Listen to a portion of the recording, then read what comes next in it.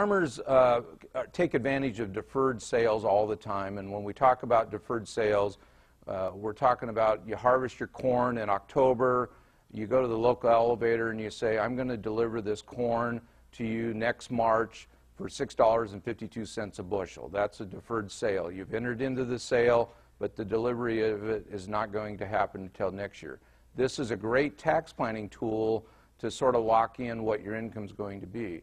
What a lot of farmers don't realize is that when they prepare their tax return and they find out, let's say they find out that they want to have their taxable income approximately equal to $70,000, and they prepare the tax return and taxable income actually ends up being $30,000. So they're $40,000 shy.